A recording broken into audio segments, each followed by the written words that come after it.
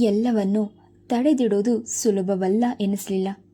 ಮೊದಲು ಕೈ ಕಾಲು ತೊಳ್ಕೊಂಡು ಊಟ ಮಾಡಿ ಬೇಡವೆಂದರೂ ಕೇಳದೆ ಶಂಕರಯ್ಯ ಮೂರ್ತಿಯನ್ನು ಊಟಕ್ಕೆ ಎಬ್ಬಿಸಿದ್ರು. ಅವರು ಊಟ ಮಾಡೋ ರೀತಿ ನೋಡಿ ಮಗಳು ಸಾವಿನಿಂದ ಇನ್ನೂ ಚೇತರಿಸಿಕೊಳ್ಳಲಾರರು. ಬದುಕಿರೋವರೆಗೂ ಕೊರಗೋದೊಂದೇ ದಾರಿ. ಅಮ್ಮ ಹೇಗಿದ್ದಾರೆ? ಅವರನ್ನೇ ನೇರವಾಗಿ ಪ್ರಶ್ನಿಸಿದ್ಲು.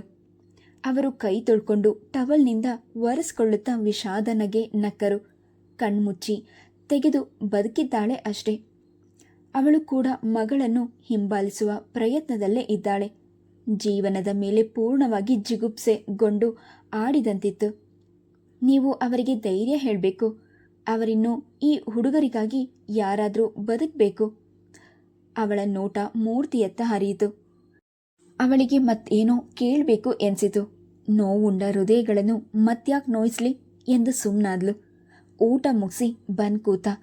ಅವರ ಎದುರು ಸವಿತಾ ಬಂದು ಕೂದ್ಲು. ಹುಡುಗತನದ ಗೆಲುವನ್ನೆಲ್ಲ ಕಳ್ಕೊಂಡ ಮೂರ್ತಿ ಗಂಭೀರವಾಗಿಬಿಟ್ಟಿದ್ದ. ದೊಡ್ಡವರಿಗಿಂತ ಈ ಹುಡುಗರೇ ಅವಳ ಮನಸ್ಸನ್ನು ಅರ್ಥ ಮಾಡ್ಕೊಂಡಿದ್ದಾರೋ ಏನೋ. ಕಮಲ ನಿನ್ನ ನೋಡಬೇಕು ಅಂತಾಳೆ. ಒಮ್ಮೆ ಬಂದು ಮುಖ ತೋರಿಸಿ ಹೋಗ್ತೀಯಾ? ದೀನವಾಗಿ ಕೇಳ್ಕೊಂಡ್ರು. ಅವರು ಮಾಡಿದ ತಪ್ಪು ಅವರನ್ನು ಸದಾ ಹಿರಿಯುತ್ತಿತ್ತು. ಶಾಂತಿ ಎಂಬುದೇ ಇಲ್ಲವಾಗಿತ್ತು. ಕೊರಗಿ ಕೊರಗಿ ಗೆದ್ದಲ್ ಹಿಡಿದ ಮರವಾಗಿದ್ರು. ಖಂಡಿತ ಬರ್ತೀನಿ. ಅವರನ್ನು ನೋಡೋ ಆಸೆ ನನಗೂ ಇದೆ. ನೀನು ಬಂದರೆ ಜೊತೆಯಲ್ಲೇ ಕರ್ಕೊಂಡು ಬಾ ಅಂದ್ಲು. ಸವಿತಾ 1 ನಿಮಿಷ ಯೋಚಿಸಿದ್ಲು. ಇದ್ದಕ್ಕಿದ್ದಂತೆ ಹೊರಡೋದು ಸುಲಭವಾಗಿರಲಿಲ್ಲ. ಭಾನುವಾರ ಅನಂತನ ಜೊತೆ ಬರ್ತೀನಿ. ಅವರಿಗೆ ಅಷ್ಟು ಸಾಕಾಗಿತ್ತು. ಎಲ್ಲ ವಿಷಯವೂ ಸವಿತಾಳಿಗೆ ಜಮುನಾಳ ಸಾವು ಆಕಸ್ಮಿಕವೆಂದು ಅವಳು ನಂಬಿರಲಾರಳು. ತಮಗೆ ಚೀಮಾರಿ ಹಾಕ್ಬೋದು, ರೇಗಾಡಿ ಕೂಗಾಡಿ ತಮ್ಮ ವ್ಯಕ್ತಿತ್ವವನ್ನು ತಿಳಿಬಹುದೆಂದು ತಿಳಿದಿದ್ರು. ಹಾಗೆ ಮಾಡಮ್ಮ. ಮಗಳನ್ನು ಕಳ್ಕೊಂಡು ನಿರ್ಗತಿಕರು ನಾವಮ್ಮ. ಮಗುವಿನಂತೆ ಹತ್ತುಬಿಟ್ರು. ಸಮಾಧಾನ ಮಾಡ್ಕೊಳ್ಳಿ. ನೀವೇ ಧೈರ್ಯಗೆಟ್ರೆ ಯಾರು ಸಮಾಧಾನ ಮಾಡಿಯಾರು? ಅವರಿಬ್ಬರೂ ಓದ ಎಷ್ಟೋ ಹೊತ್ತಿನವರೆಗೂ ಸವಿತಾ ಕೂತೇ ಇದ್ಲು. ಜಮುನಾಳ ಸಾವಿಗೆ ಎಲ್ಲರೂ ಒಂದು ರೀತಿಯಲ್ಲಿ ಕಾರಣರಾಗಿದ್ದರು. ಬೇರೆಯವರಿಗೆ ಸುಳ್ಳು ಹೇಳಿ ಸಮಾಧಾನಗೊಂಡರೂ ಅವರ ಅಂತರಾತ್ಮಗಳನ್ನು ಸಮಾಧಾನ ಆಗಿಸಲಾರರು. ಸುಮ್ಮನೆ ಕೂತಿದ್ರೆ ಯೋಚನೆಗಳು ತಲೆ ತಿನ್ನುತ್ತದೆ ಎಂದು ಕೋಣೆಗೆ ಬಂದು ಕೊಳೆಯಾದ ಬಟ್ಟೆಗಳನ್ನೆಲ್ಲ ತೆಗೆದು ಹಾಕಿದ್ಲು. ವೇಣು ಜೇಬಿನಿಂದ ಬ್ಯಾಂಕಿನವರು ಕಳುಹಿಸಿಕೊಟ್ಟ ಆರ್ಡರ್ ಲಕೋಟೆ. ಕೋಪದಿಂದ ನಡುಗಿ ಹೋದ್ಲು. ದಿನಗಳು ಕಳೆದು ಹೋಗಿದ್ದವು. ಇಂತಹ ಒಳ್ಳೆಯ ಕೆಲಸವನ್ನು ಅನಾಯಾಸವಾಗಿ ಕಳೆದುಕೊಂಡಿದ್ದಕ್ಕೆ ಅವಳಿಗೆ ಕೋಪ ಬಂತು. ಇದಕ್ಕೆ ಕಾರಣರಾದ ವೇಣು ಬಗ್ಗೆ ಅಸಾಧ್ಯ ಕೋಪ ಬಂತು. ಸಮಾಧಾನವಿಲ್ಲದೆ ಕೂತಲ್ಲೇ ನಿಂತಲ್ಲಿ ಚಡಪಡಿಸಿದ್ಲು. ಗಂಡನೊಡನೆ ಶೀತಲ ಯುದ್ಧಕ್ಕಿಂತ ಮುಖಾಮುಖಿಯಾಗಿಯೇ ಜಗಳವಾಡಲು ಅವಳು ಸಿದ್ಧಳಿದ್ಲು. ಆದರೂ ಅವಿವೇಕದಿಂದ ವರ್ತಿಸಿ ನಗೆಪಾಟ್ಲಾಗೋದು ಅವಳಿಗೆ ಬೇಕಾಗಿರಲಿಲ್ಲ. ರಾತ್ರಿ ವೇಣು ಬಂದಾಗ ಉತ್ಸಾಹವಾಗಿದ್ದ. ರೆಕಾರ್ಡ್ ಪ್ಲೇಯರ್ನನ್ನು ಜೋರಾಗಿ ಹಚ್ಚಿ ಕಾಂಪೌಂಡ್ನಲ್ಲಿ ಅಡ್ಡಾಡಿದ. ಮಡದಿಯದೆ ತಮಾಷೆ ಮಿಶ್ರಿತ ವ್ಯಂಗ್ಯ ಬಾಣಗಳನ್ನು ಎಸೆದ. ಎಲ್ಲಕ್ಕೂ ನಿರ್ಲಿಪ್ತಳಂತೆ ವರ್ತಿಸಿದ್ಲು. ಊಟಕ್ಕೆ ಕೂತಾಗ ತಟ್ಟೆಯಲ್ಲಿನ ಚಪಾತಿಯನ್ನು ಮಡದಿಯ ತಟ್ಟೆಗೆ ಹಾಕಿದ. ಅವಳು ದುರದುರನೆ ನೋಡಿ ಆ ಚಪಾತಿಯನ್ನೆತ್ತಿ ಪಕ್ಕಕ್ಕಿಟ್ಲು. ಅಲ್ಲಿಗೂ ಸುಮ್ಮನಿರಲಿಲ್ಲ. ತಟ್ಟೆಯಲ್ಲಿನ 1 ಇಡೀ ಅನ್ನ ತೆಗೆದು ಅವಳ ತಟ್ಟೆಗೆ ಹಾಕಿ ಕುಳಿತ. ಅವಳು ಕಣ್ಗಳಲ್ಲಿ ಸಿಡಿದ ಕೋಪದ ಕಿಡಿಗಳಿಗೆ ಮಾದಕ ನಗುವೆ ಉತ್ತರವಾಯಿತು. ಈ ಶೀತಲ ಯುದ್ಧ ಅವನಿಗೆ ಸಾಕಾಗಿತ್ತು. ತಾನೇ ಸೋತು ಬಿಡುವ ನಿರ್ಧಾರ ಮಾಡ್ತಿದ್ದ. ಯೋಚಿಸಿದ. ಯೋಚನೆ ಮಾಡಬೇಕಾಗಿತ್ತು. ಕೋಣೆಯೊಳಗೆ ಬಂದ ವೇಣು ಮುಂದೆ ಕವರ್ ಹಿಡಿದ್ಲು. ಮೊದಲು ಬೆಪ್ಪಾದ. ಆಮೇಲೆ ಸಿಟ್ಟೆದ್ದು ನಿಂತ. ಏನು ಎಂದು ಉದಾಸೀನವಾಗಿ. ಕೋಪಗೊಂಡ ಸವಿತಾಳ ಮುಖ ಮತ್ತಷ್ಟು ಕೆಂಪಾಯಿತು. ಅವಳ ಎಣಿಕೆ ತಪ್ಪಾಯಿತು. ಯಾರು ಅಲ್ಲ ಅಂದಿದ್ದು? ನಿನ್ನ ಹೆಸರಿನ ಪಕ್ಕ ನನ್ನ ಹೆಸರು ಇದ್ದಿದ್ದರಿಂದ ತೆಗೆದಿಡಬೇಕಾಯಿತು. ಕವರ್ ಮೇಲಿನ ಅಡ್ರೆಸ್ ಕಡೆ ಅವಳ ಗಮನ ಸೆಳೆದ. ಶ್ರೀಮತಿ ಸವಿತಾ ವೇಣುಗೋಪಾಲ್. ಹಲ್ಮುಡಿ ಕಚ್ಚಿದ್ಲು ಸವಿತಾ. ಅವಮಾನದಿಂದ ಅಳುವಂತಾಯಿತು. ಕುಸಿಯೋದು ಅವಳಿಂದ ಆಗಲಿಲ್ಲ. ನಿಮಗೆ ಬಂದ ಪತ್ರಗಳನ್ನು ತಾನು ತೆಗೆದಿಡ್ಬೋದಾ? ವೇಣು ಜೋರಾಗಿ ನಕ್ಕ. ಕಣ್ಗಳಲ್ಲಿ ಮಧುರ ಸ್ನೇಹಭಾವ ತುಳುಕಾಡಿತು. ಅದೆಲ್ಲ ಮಡದಿಯರ ಕೆಪಾಸಿಟಿ ಮೇಲೆ ಹೋಗುತ್ತೆ. ಅಳುಕೆನಿಸಿತು. ಮುಖವೆತ್ತಿ ನೇರವಾಗಿ ನೋಡಿದ್ಲು. ಈ ಮಾತಿನ ಅರ್ಥವೇನು? ಬಡತನದ ಬಗ್ಗೆ ಹಂಗಿಸುವಿಕೆಯೇನೋ? ಅಭಿಮಾನದಿಂದ ಅವಳ ಮುಖ ಕೆಂಪಾಯಿತು. ದುರದುರನೆ ನೋಡಿದ್ಲು. ಸುಂದರ ರೆಪ್ಪೆಗಳು ಪಟಪಟನೆ ಬಡಿಯಿತು. ಮೆಲ್ಲನೆ ವೇಣು ಸವಿತಾಳ ಬಳಿ ಹೋದ. ಆ ಮುಖದ ಅಭಿಮಾನ ಚೆನ್ನ ಎನಿಸಿತು. ಕೈ ಹಿಡ್ಕೊಂಡು ಸವಿತಾ ಬಿಡಿಸಿಕೊಳ್ಳಲು ಪ್ರಯತ್ನಿಸಿದ್ಲು. ಇಲ್ಲಿ ಅವಳಿಗೆ ಸೋಲೆ. ಆ ಕೈಯನ್ನು ಎಳ್ಕೊಂಡು ಚುಂಬಿಸಿದ. ಈಗ ನೀನೇನು ಮಾಡ್ಲಾರೆ ಎನ್ನುವಂತಿತ್ತು ಅವನ ನೋಟ. ತುಟಿ ಕಚ್ಚಿ ಕೋಪವನ್ನು ಅಡಗಿಸಿಟ್ಲು. ಹಾಲು ತಗೊಂಡ್ಬಾ, ಅವಳ ಕಿವಿಯ ಬಳಿ ಪಿಸುಗುಟ್ಟಿದ. ಬಾಗಿಲ ಬಳಿ ಹೋಗಿ ನಿಂತ ಸವಿತಾ ಹಿಂತಿರುಗಿ ದುರದುರನೆ ನೋಡಿ ಸರಿದು ಹೋದ್ಲು. ಈ ಪುರುಷ ನಿರ್ಮಿತ ಪ್ರಪಂಚದಲ್ಲಿ ಹೆಣ್ಣು ಅಭಿಮಾನದಿಂದ ತಲೆ ಎತ್ತಿ ಬಾಳಲಾರಳೇನೋ. ಊಟದ ಟೇಬಲಿನ ಮುಂದೆ ಹೋಗ್ಕೂತ್ಲು. ಆಮೇಲೆದ್ದು ಹಾಲಿನ ಲೋಟ ಹಿಡಿದು ಕೋಣೆಗೆ ಬಂದ್ಲು. ಮಂಚದ ಮೇಲೆ ಮಲಗಿದ್ದ ವೇಣು 2 ಕೈಯನ್ನು ಹಣೆದು ದಿಂಬನ್ನಾಗಿ ಇಟ್ಕೊಂಡು ಸೂರನ್ನು ದಿಟ್ಟಿಸಿದ. ಗೆಲುವು ಅವನ ಮುಖದಲ್ಲಿ ವಿಜೃಂಭಿಸುತ್ತಿತ್ತು. ಹಾಲು ಟೀಪಾಯ್ ಮೇಲಿಟ್ಲು. ಮಗ್ಗಲಾದ ವೇಣು ಮಡದಿಯನ್ನೇ ನೋಡಿದ. ತೆಳುವಾದ ನಗೆ ಎರಳಿತು. ನೋಡುತ್ತಲೇ ಕುಳಿತ. ಸವಿತಾ ಪೇಪರ್ನನ್ನು ತಿರುವಿ ಹಾಕುತ್ತಾ ಕೂತಿದ್ಲು. ಇತ್ತೀಚೆಗೆ ಜಯಂತಿಯ ನಡತೆಯಿಂದ ಅವಳ ಕಿವಿಯ ಮೇಲೆ ಬಿದ್ದ ಮಾತುಗಳು ಕಾರ್ಯಗತವಾಗಲು ಬಹಳ ಹಿಂದೆ ದಿನಗಳೇ ಬೇಕೆನಿಸಲಿಲ್ಲ. ಹಿರಿಯರು ವಿವೇಚಿಸದೆ ಮಕ್ಕಳನ್ನು ಎಂತಹ ಸಂದಿಗ್ಧದಲ್ಲಿ ಕೆಡವುತ್ತಾರೆ. ಎದ್ದು ಬಂದು ಗುಟುಕು ಹಾಲು ಕುಡಿದ ವೇಣು ಮುಖವನ್ನು ಕಹಿಯಾಗಿ ಮಾಡಿದ. ಮತ್ತೆ ಹಾಲಿನ ಲೋಟ ಟೀಪಾಯ್ ಮೇಲೆ ಇರಿಸುತ್ತಾ, ಹಾಲಿಗೆ ಸಕ್ಕರೆ ಹಾಕಿಲ್ಲ, ಮೆಲ್ಲಗೆ ಗುಡುಗಿದ. ಹಾಲಿಗೆ ಸಕ್ಕರೆ ಹಾಕಿದ ಜ್ಞಾಪಕ ಅವಳಿಗಿತ್ತು. ಈಗ ಅನುಮಾನವಾಯಿತು. ತಾನೇನಾದರೂ ಕೋಪದಲ್ಲಿ ಸಕ್ಕರೆ ಹಾಕಲು ಮರೆತಿರುವನೇನು? ಕೈಯಲ್ಲಿದ್ದ ಮಾಸಪತ್ರಿಕೆಯನ್ನು ಅಲ್ಲಿಟ್ಟು ಆ ಹಾಲನ್ನು ಕೊಂಡೊಯ್ಯಲು ಕುಡಿದ ನೋಡ್ಬೇಕೆನಿಸಿತು. ಸ್ವಾಭಿಮಾನ ಅಡ್ಡ ಬಂತು. ಅಲ್ಲಿ ಮುಚ್ಚಿಟ್ಟು ಬೇರೆ ಹಾಲನ್ನು ಬಿಸಿ ಮಾಡಿ ಸಕ್ಕರೆ ಹಾಕಿ ತೆಗೆದುಕೊಂಡು ಬಂದ್ಲು. ವರಾಂಡದಲ್ಲಿ ಮಲಗಿದ್ದ ಸಾಂಬ ಗೊರಕೆ ಹೊಡೆಯುತ್ತಿದ್ದ. ತಗೊಳ್ಳಿ, ಟೀಪಾಯ್ ಮೇಲಿಟ್ಟು ಹಿಂತಿರುಗಿ ಬಾಗಿಲು ಬಳಿ ಬಂದ್ಲು. ಶ್ರೀ ರಾಮನವಮಿ ಬಹಳ ದಿನ ಇದೆ. ಡಬ್ಬದ ಸಕ್ಕರೆಯೆಲ್ಲ ಲೋಟಕ್ಕೆ ಸುರಿದ ಹಾಗಿದೆ. ಹಿಂತಿರುಗಿದ್ಲು. ತನ್ನಲ್ಲಿ ತಪ್ಪು ಹುಡುಕುವ ಆಟ ಎನಿಸಿತು.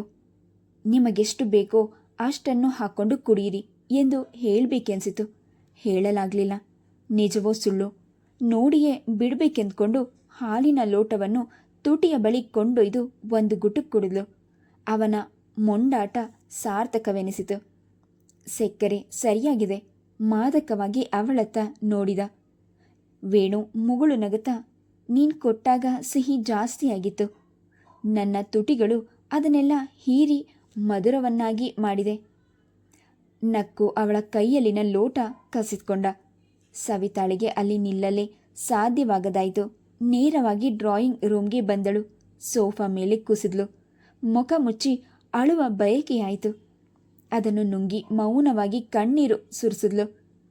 ಚಿತ್ರ, ಜಯಂತಿ, ಇನ್ನು ಉಳಿದ ಶೈಲೇಂದ್ರನನ್ನು ಕಡಿಮೆ ದರ್ಜೆಯ ಪ್ರೇಯಸಿಯರು ಒಮ್ಮೆಲೆ ಅವಳ ಕಣ್ಮುಂದೆ ಹಾದು ಹೋದರು. ಅವರ ಹಿಂದೆ ತೇಲಿದ್ದು ಜಮುನಾಳ ನಿಸ್ಸಹಾಯಕ ಮುಗ್ಧ ಮುಖ. ಇದಕ್ಕೆಲ್ಲ ಒಂದಿಬ್ಬರ ಕಾರಣವಲ್ಲ. ಪದ್ಧತಿಗಳೇ ಬದಲಾಗಬೇಕು. ಹೆಣ್ಗಳಲ್ಲಿ ಒಗ್ಗಟ್ಟು ಮೂಡಬೇಕು. ಧೈರ್ಯವಾಗಿ ಎದುರಿಸಬೇಕು. ಆಗ ಮಾತ್ರ ಹೆಣ್ಣಿನ ಸಾಮಾಜಿಕ ಜೀವನದಲ್ಲಿ ಬದಲಾವಣೆ ಸಾಧ್ಯವೇನೋ. ಅಲ್ಲಿಯೇ ಮಲಗಿಬಿಟ್ಲು. ನಿದ್ದೆ ಬರಲು ಬಹಳ ವೇಳೆಯೇ ಹಿಡಿಯಿತು. ಅನಂತನಿಗೆ ಪ್ರೆಸ್ನಲ್ಲಿ ಅರ್ಜೆಂಟಾದ ಕೆಲಸ ಇದ್ದಿದ್ದರಿಂದ ಇನ್ನೊಂದು ದಿನ ಹೋಗೋಣವೆಂದ. ಯಾವ ಕಾರಣಕ್ಕೂ ಹೋಗದೇ ಇರೋದು ಅವಳಿಗೆ ಸರಿ ಕಾಣಲಿಲ್ಲ. ಶಂಕರಯ್ಯನವರ ದೈನ್ಯ ಮುಖ ಅವಳ ಕಣ್ಮುಂದೆ ತೇಲ್ ಹೋಯಿತು. ಶನಿವಾರ ಸಾಯಂಕಾಲ ಬಂದ ಅನಂತ ತಂಗಿಯನ್ನು ಕೇಳ್ದ, ನಾಳೆ ಹೋಗ್ತೀಯೇನು? ಇಲ್ಲವೆನ್ನಲಾಗಲಿಲ್ಲ ಸವಿತಾಳಿಗೆ. ವೇಣುಗೆ ತಿಳಿಸದೆ ಹೋಗೋದಂತೂ ಸರಿ ಕಾಣಲಿಲ್ಲ. ಶ್ರೀನಿವಾಸ್ ಅಯ್ಯನವರು ಪುಟಗಟ್ಟಲೆ ಸೊಸೆಗೆ ಪತ್ರ ಬರೆಯುತ್ತಿದ್ದರು. ಅವನದು ಸ್ವಲ್ಪ ವಿಚಿತ್ರ ಸ್ವಭಾವವಿರಬಹುದು. ಮಡದಿಯಾದ ನಿನಗೆ ಅವನ ಮೇಲೆ ಸಂಪೂರ್ಣ ಹಕ್ಕಿದೆ. ಇಬ್ಬರಲ್ಲೂ ಸಾಮರಸ್ಯ ಬಹಳ ಅಗತ್ಯ. ಹಿಂದಿನಿಂದಲೂ ಹಿರಿಯರ ಹೆಚ್ಚಿನ ಜವಾಬ್ದಾರಿಯನ್ನು ಅವಳ ತಲೆಗೆ ಕಟ್ಟಲು ಸಹನೆ, ತ್ಯಾಗ, ತಾಳ್ಮೆ ಎಂಬ ಪದಗಳನ್ನು ಉಪಯೋಗಿಸ್ತಾ ಕೂತಿದ್ಲು. ಮಾತಿನಲ್ಲಿದ್ದ ಸತ್ಯ ಅರಿಯದಿರಲಾಗಲಿಲ್ಲ. ಸಮಸ್ಯೆಗಳೆಲ್ಲ ಜಟಿಲವಾದಾಗ ಯೋಚಿಸಿದ್ರಾಯ್ತು ಎಂಬ ತೀರ್ಮಾನಕ್ಕೆ ಬಂದ್ಲು. ಸವಿತಾ ಮೇಡಮ್, ಹಾಲು ತಂದ್ಕೊಡ್ತೀರಾ? ವರಾಂಡದಲ್ಲೇ ಕುಳಿತೆ ಕೂಗಿದ. ವೇಣು ಕೂಗಿದ ರೀತಿಗೆ ಸವಿತಾಳಿಗೆ ನಗು ಬಂದಿರಲಿಲ್ಲ. ಹಾಲು ಹಾಲು, ಒಳ್ಳೆ ಮಗು ತರಹ.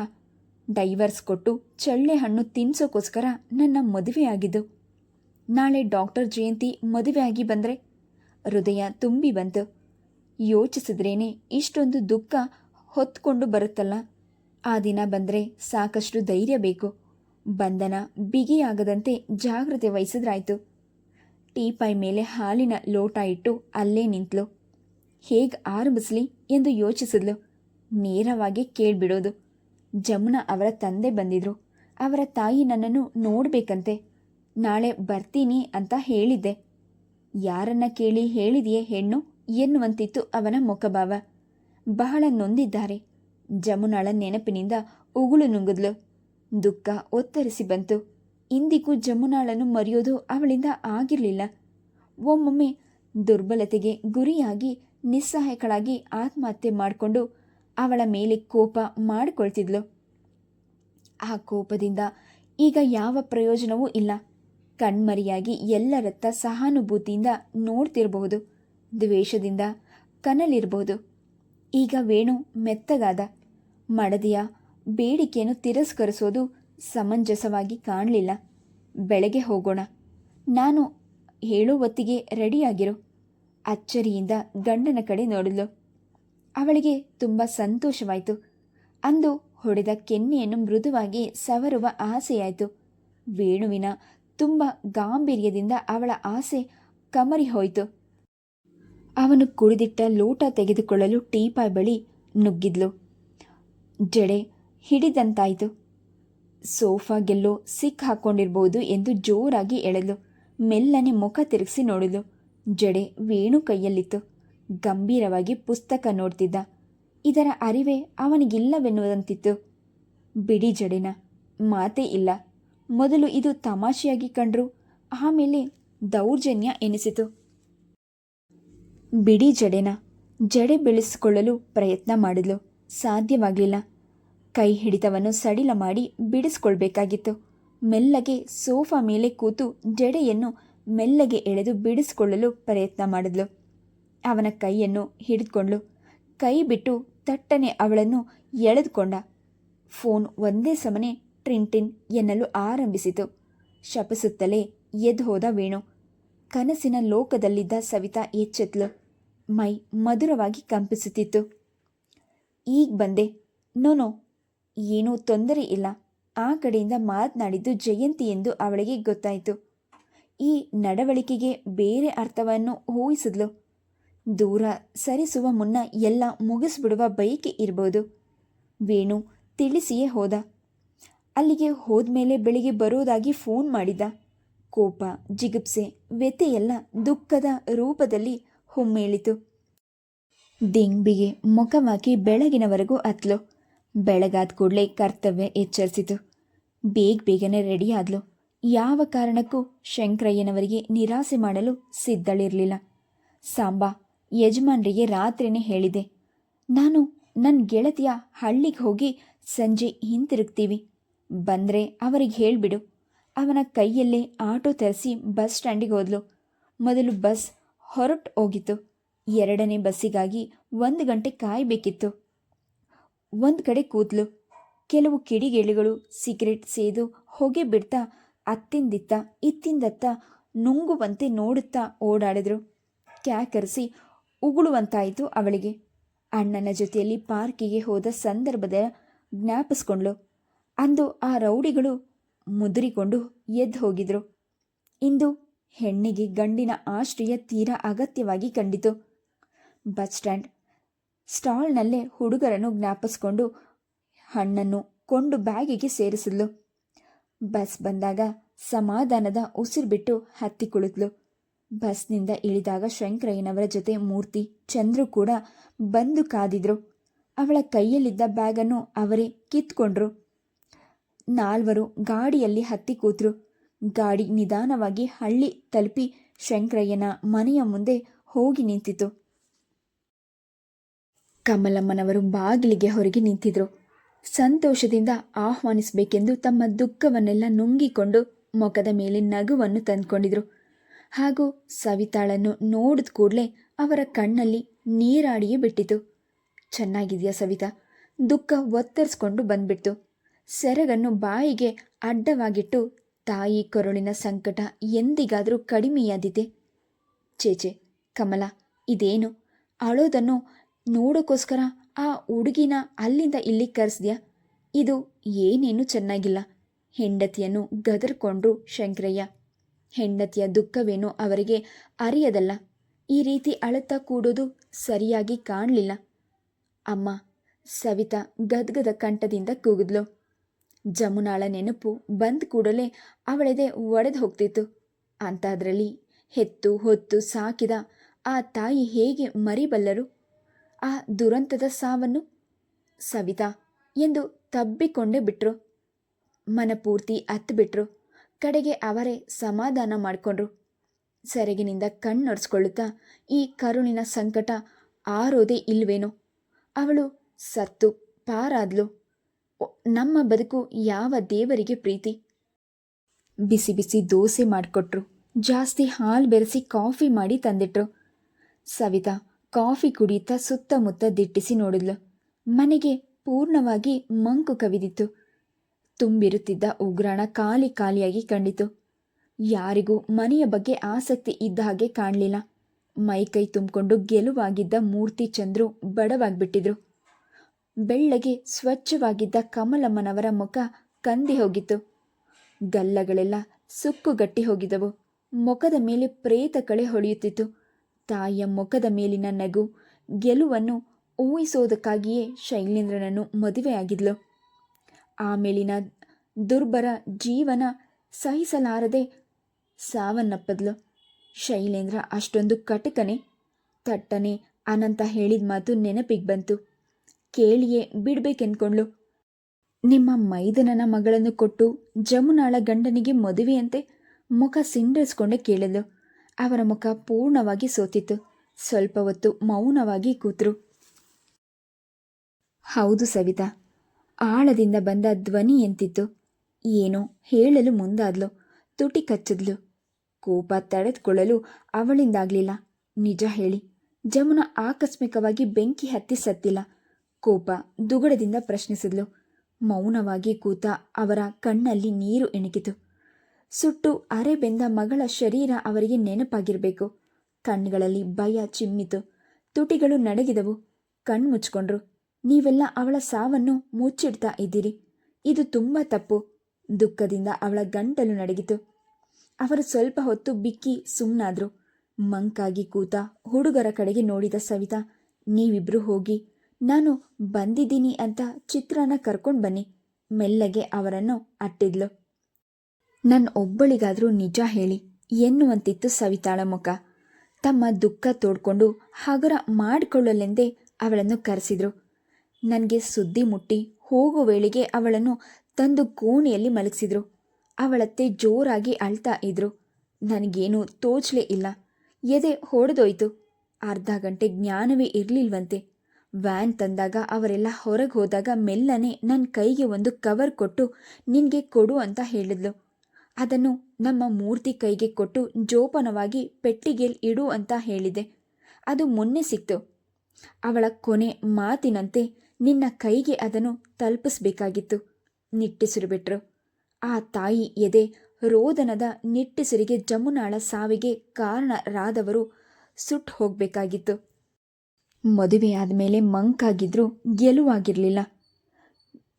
ಗಂಡ ಹೆಂಡತಿ ಅನ್ಯೋನ್ಯವಾಗಿರುವಂತೆ ಕಾಣಿಸುತ್ತಿದ್ರು. ಹೇಗೋ ಬಾಳ್ವೆ ನಡೆಸ್ಕೊಂಡು ಹೋಗ್ತಾರೆ ಅಂತ ಧೈರ್ಯಗೊಂಡೆ. ಅವಳು ಸಾಯೋಕ್ಕೆ 6 ತಿಂಗಳು ಮೊದಲು ಒಮ್ಮೆ ಬೆಳಗ್ಗೆ ಬಂದವಳೆ ಹತ್ಕೊಂಡು ಕೂತ್ಬಿಟ್ಲು. ಯಾಕೆ ಅಂತ ಎಷ್ಟು ಕೇಳಿದ್ರೂ ಹೇಳಲಿಲ್ಲ. ಆಮೇಲೆ ಅವರಿವರ ಬಾಯಿಯಿಂದ ಕೇಳಿದೆ. ರಾತ್ರಿಯೆಲ್ಲ ಆ ಬಿಕ್ನಾಸಿ ಮನೆ ಹಾಳಿ ಮೇಡಮ್ ಜೊತೆನೇ ಇರ್ತಾನೆ ನಿಮ್ಮ ಅಳಿಯ ಅಂತ. ಅವರ ಕಿವಿಯ ಮೇಲೆ ಹಾಕೋದು ಬೇಡ ಅಂತ ಒಂದಿನ ಹೊತ್ತು ಶಾವಿಗೆ ಮಾಡಿ ಮಗಳು ಅಳಿಯನನ್ನು ಊಟಕ್ಕೆ ಕರ್ಕೊಂಡು ಬಂದೆ.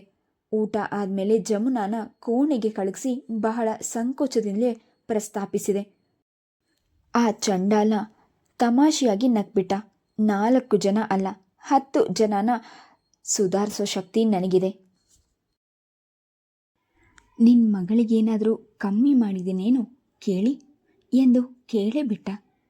ತಲೆ ತಗ್ಗಿಸ್ಕೊಂಡು ಎದ್ದು ಹೋದೆ. ಕಣ್ಣಂಚಿಗೆ ಬಂದ ನೀರನ್ನು ಸೆರಗಿನಿಂದ ತೊಡೆದುಕೊಂಡ್ರು. ನಿಮ್ಮ ಮನೆಯವರಿಗೆ ಗೊತ್ತಿಲ್ವಾ ಈ ವಿಷಯ? ಬೇಸತ್ತು ಹೋದವಳಂತೆ ಕೇಳಿದ್ಲು. ಗೊತ್ತಿಲ್ಲದೆ ಏನು, ಮಕ್ಕಳು ಮರಿ ಆದಮೇಲೆ ಸರಿ ಹೋಗ್ತಾನೆ ಅಂದ್ಕೊಂಡಿದ್ರು. ನಮ್ಮ ಆಸ್ತಿ ವಹಿವಾಟಿನ ಬಗ್ಗೆ ನಿಗಾ ವಹಿಸಿದ್ರಿಂದ ಬೆಳೆಯುವ ಪಚ್ಚೆ ಪೈರು ಕಣ್ಣಿಗೆ ಕಾಣಿಸೆ ದವಸ ಧಾನ್ಯ ಮನೆಗೆ ಬರ್ತಾ ಇತ್ತು. ಅವರು ಅಳಿಯ ಮಗನಿಗಿಂತ ಹೆಚ್ಚು ಅಂತ ತಿಳ್ಕೊಂಡು ಆ ಕಡೆ ಗಮನ ಕೊಡಲಿಲ್ಲ. ಒಟ್ನಲ್ಲಿ ಇವರ ಸ್ವಾರ್ಥಕ್ಕೆ ಆ ಮುಗ್ಧ ಜೀವನ ಬಲಿ ತೆಗೆದುಕೊಂಡ್ಳು. ಸಹಾನುಭೂತಿಗೆ ಪಾತ್ರವಲ್ಲದ ಜನ ಜಿಗುಪ್ಸೆಗೊಂಡು ಮುಖ ತಿರುವಿದ್ಲು. ಜಮುನಾಗೆ 2 ತಿಂಗಳಾಗಿತ್ತು. ನಾವೆಲ್ಲ ಏನೇನೋ ಆಸೆ ಇಟ್ಕೊಂಡಿದ್ವಿ, ಏನೂ ನಡೆಯಲೇ ಇಲ್ಲ. ನಿನ್ನ ಮದುವೆ ಹೊತ್ತಿಗೆ ಸವೆದೇ ಹೋಗಿದ್ಲು. ಆಮೇಲೆ ಹಠಾತ್ತನೆ ಸುಟ್ಕೊಂಡ್ಲು. ಪೂರ್ತಿ ನಿಜವನ್ನು ಅವರು ಕೂಡ ಹೇಳಲಿಲ್ಲವೆಂದು ಕೊಂಡ್ಲು ಸವಿತಾ. ಆ ಕವರ್ ಕೊಡಿ, ಬಂದ್ ಕೆಲಸ ಮುಗೀತು ಎನ್ನುವಂತೆ ಕೇಳಿದ್ಲು. ಕಮಲಮ್ಮ ಉಗ್ರಾಣಕ್ಕೆ ಹೋಗಿ ಕವರನ್ನು ತಂದುಕೊಟ್ಟು ಅಡಿಗೆ ಮಾಡಲು ಹೋದರು. ಅಲ್ಲಿ ಕೂಡೋದು ಅವರಿಂದ ಆಗಲಿಲ್ಲ. ಕೈಯಲ್ಲಿಡಿದ ಕವರನ್ನು ತಿರುಗಿಸಿ ನೋಡಿದ್ಲು. ಮುದ್ದಾದ ಅಕ್ಷರದಲ್ಲಿ ಆತ್ಮೀಯ ಗೆಳತಿ ಸವಿತಾಳಿಗೆ. ಅವಳ ಕೈ ನಡಗಿತು. ಇಲ್ಲಿ ಜಮುನಾ ಇರದಿದ್ರೂ ಅವಳ ಮನವನ್ನು ಪ್ರಾಮಾಣಿಕವಾಗಿ ತಿಳಿಸುವ ಆ ಕವರಿನ ಬಗ್ಗೆ ಅಭಿಮಾನ ಎನಿಸಿತು. ತುಟಿಗೆ ಒತ್ಕೊಂಡ್ಲು. ಗೋಂದ್ ಅಂಟಿಸಿ ಮತ್ತೆ ಹಾಕಿದ್ಲು. ಮೆಲ್ಲಗೆ ಹರಿದು ಬಿಡಿಸಿದ್ಲು. ಒಳಗಿನ ಹೊಕ್ಕಣೆ 3 ಪುಟದಷ್ಟಿತ್ತು. ತನ್ನ ವೈವಾಹಿಕ ಜೀವನದ ಕಹಿ ಪ್ರಸಂಗಗಳನ್ನೆಲ್ಲ ಮನ ಮುಟ್ಟುವಂತೆ ಬರೆದುಕೊಂಡಿದ್ಲು. ಅಪ್ಪ ಅಮ್ಮ ಮತ್ತು ತಮ್ಮಂದಿರ ರಕ್ಷಣೆಗಾಗಿ ಮಾತ್ರ ಮದುವೆಯಾಗಿತ್ತು. ಜೀವನವೇ ಕತ್ತಲೆಯ ಕೂಪ. ದಿನ ದೂಡೋದೇ ಪ್ರಯಾಸವಾಗಿದೆ. ಮಧ್ಯರಾತ್ರಿಯವರೆಗೂ ಬೇರೆ ಹೆಣ್ಗಳ ಸಹವಾಸದಲ್ಲಿದ್ದು ಬಂದು ಹಿಂಸಿಸುವ ಕಾಮುಕ ಪ್ರವೃತ್ತಿಯನ್ನು ತಡೆಯಲಾರದೆ ಸೋತು ಹೋಗಿದ್ದೇನೆ. ಕಣ್ಣೀರಿಟ್ಲು. ಅವಳ ಕಣ್ಣಲ್ಲಿ ಹರಿದ ಕಣ್ಣೀರಿನ ಬಿಂದುಗಳಿಂದ ಕೆಲವು ಅಕ್ಷರಗಳು ಅಳಿಸಿ ಹೋಗಿದ್ದವು. ಪೂರಾ ಸೋತು ಸಾವಿಗೆ ಸಿದ್ಧವಾಗಿದ್ದೀನಿ. 2 ತಿಂಗಳಿಗೊಮ್ಮೆ ಸಂತೋಷ ಎಲ್ಲರಿಗೂ.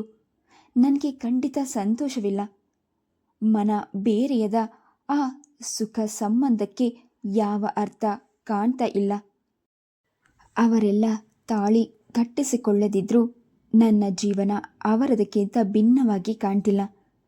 ತಮ್ಮ ಕಾರ್ಯ ಸಾಧನೆಗಾಗಿ ಅವರೊಂದು ರೀತಿಯಲ್ಲಿ ಶೀಲ ಮಾರ್ಕೊಳ್ತಿದ್ದಾರೆ. ನೀನು ಕೂಡ ವ್ಯಭಿಚಾರಿಣಿ ಎನ್ನುವಂತೆ ನನ್ನ ಮನಸ್ಸು ಚುಚ್ಚಿ ನೋಯಿಸ್ತಾ ಇದೆ. ಖಂಡಿತ ಬಾಳ್ಲಾರೆ. ನನ್ನ ಜೀವನದ ಸವಿ ನೆನಪುಗಳು ನಿನ್ನ ಜೊತೆ ಕಳೆದ ಮಧುರ ಕ್ಷಣಗಳು ಮಾತ್ರ. ಅದನ್ನೇ ನೆನೆಸ್ಕೊಳ್ಳುತ್ತಾ ಜೀವನವನ್ನು ಮುಗಿಸುತ್ತಿರುವೆ. ದುರ್ಬಲ ಹೆಣ್ಣೊಂದು ಕೋಪ ಬೇಡ. ಸಹಾನುಭೂತಿ ನೋಡುವ ಈ ಗೆಳತಿಯ ನೆನಪಿಗಾಗಿ ನನ್ನ ಹೃದಯದಲ್ಲಿ ಸ್ವಲ್ಪ ಜಾಗವನ್ನು ಮೀಸಲಿಡುವ ದೌರ್ಭಾಗ್ಯವೆಲ್ಲ ನನ್ನದಾಯಿತು. ಸೌಭಾಗ್ಯವೆಲ್ಲ ನಿನ್ನ ಪಾಲಾಗಲಿ. ನಿನ್ನ ವೈವಾಹಿಕ ಜೀವನವೆಲ್ಲ ಮಧುರವಾಗಿರಲಿ. ನಿನಗೆ ಅರ್ಹ ವ್ಯಕ್ತಿ ವೇಣು ಎಂದು ಮೊದಲ ನೋಟದಲ್ಲಿಯೇ ಅರಿತೆ. ಕ್ಷಮಿಸುವೆ ತಾನೇ ಸವಿ? ಕಾಗದವನ್ನು ಕೈಯಲ್ಲಿ ಹಿಡಿದು ಬಿಕ್ಕಿದ್ಲು. ಜಮುನಾ ಬದುಕಿಲ್ಲದಿದ್ರೂ ಅವಳ ಹೃದಯದ ಮಾತುಗಳನ್ನು ಹೇಳಲು ಕಡೆಯ ಗಳಿಗೆಯಲ್ಲಿ ಬರೆದ ಪತ್ರವಿತ್ತು. ದುಃಖದ ಜಾಗವನ್ನು ಕೋಪ ಆಕ್ರಮಿಸಿತು. ಪರೋಕ್ಷವಾಗಿ ಅವಳ ಸಾವಿಗೆ ಕಾರಣರಾದ ಎಲ್ಲರನ್ನೂ ಶಿಕ್ಷಿಸಬೇಕು ಎನಿಸಿತು. ಕವರನ್ನು ಮಡಚಿ ವ್ಯಾನಿಟಿ ಬ್ಯಾಗ್ನಲ್ಲಿ ಇಟ್ಕೊಂಡು ಅಡಿಗೆ ಮನೆಗೆ ಬಂದ್ಲು. ಒಲೆಗೆ ಒಣ ಸೌದೆಗಳು ಇಟ್ಟಿದ್ರಿಂದ ಬಗಬಗನೆ ಉರಿಯುತ್ತಿತ್ತು. ಕಮಲಮ್ಮ ಒಂದೇ ಸಮನೆ ನೋಡುತ್ತಾ ಕೂತಿದ್ರು. ಅವರ ಕಣ್ಣಲ್ಲಿ ಧಾರೆಯಾಗಿ ಕಣ್ಣೀರು ಹರಿಯುತ್ತಿತ್ತು. ಮೂಕ ಸಂಕಟ ಬಹಳ ಕಷ್ಟ ಎನಿಸಿತು. ಅಮ್ಮ ಉಗುಳು ನುಂಗುತ್ತಾ ಅವರ ಬಳಿ ಹೋಗಿ ಕುಳಿತಳು. ಅವಳತ್ತ ತಿರುಗಿದ್ರು. ಅಪರಾಧ ಭಾವ ಅವರ ಕಣ್ಣಲ್ಲಿ ಅಡಗಿತು. ಈಗ ಅನುಭವಿಸ್ತಾ ಇರುವ ಶಿಕ್ಷೆಗಿಂತ ಬೇರಾವ ಶಿಕ್ಷೆಯೂ ಇಲ್ಲ ಎನಿಸಿತು ಸವಿತಾಳಿಗೆ. ಏನು ಬರೆದಿದ್ದಾಳೆ ಜಮುನಾ? ಕೋಪದಿಂದ ಆಡ್ಬೇಕೆಂದುಕೊಂಡು ಬಂದ ಮಾತುಗಳು ಬಾಯಲ್ಲಿಯೇ ಉಳಿದವು. ಸತ್ತು ಈಗ ಮಗಳು ಉಳಿಸಿ ಹೋಗಿರುವ ಶಿಕ್ಷೆ 10 ಜನ್ಮಕ್ಕಾದರೂ ಸಾಕಾಗಿತ್ತು. ಏನಿಲ್ಲ ಬಿಡಿ, ಅದರಿಂದ ಯಾವ ಪ್ರಯೋಜನವೂ ಇಲ್ಲ. ಅವಳ ಸಾವಿಗೆ ಕಾರಣನಾದ ಅವಳ ಗಂಡನನ್ನು ಸುಮ್ಮನೆ ಬಿಡಬಾರ್ದು. ಅವಳ ಕಣ್ಗಳು ಕೆಂಡಗಳನ್ನು ಉಗುಳಿದವು. ಸವಿತಾ, ಬೇಡ ಅಮ್ಮ, ಅವನು ಮಾಡಿದ್ದಕ್ಕೆ ಅವನೇ ಅನುಭವಿಸ್ಲಿ. ಇದರಿಂದ ನನ್ನ ಜಮುನಾ ಏನು ಎದ್ದು ಬರೋದಿಲ್ವಲ್ಲ. ನೀವೊಬ್ಬ ತಾಯಿಯಾಗಿ ಈ ರೀತಿ ಹೇಳಬಾರ್ದು. ಹೆಣ್ಣು ಕೊಡೋಕೆ ಹೋಗ್ತಾರಲ್ಲ. ತುಟಿ ಕಚ್ಚಿದ್ಲು. ಕೋಪದ ಆವೇಗ ಒಂದೇ ಸಮನೆ ಏರ್ತಿತ್ತು. ತಡೆದುಕೊಳ್ಳೋದು ಅವಳಿಗೆ ಕಷ್ಟವಾಗಿತ್ತು. ಬೇಡಮ್ಮ ಸವಿತಾ, ಏನೂ ಪ್ರಯೋಜನವಾಗಲ್ಲ. ನನ್ನ ಮೈದ ನಿನಗೆ ಎಲ್ಲ ವಿಷಯನೂ ಗೊತ್ತು. ಆದರೂ ಹೆಣ್ಣು ಕೊಡೋಕೆ ಹೊರಟಿದ್ದಾನಲ್ಲ, ಇದಕ್ಕೆ ಏನು ಹೇಳಲಿ? Please subscribe the channel, like and share. Thank you.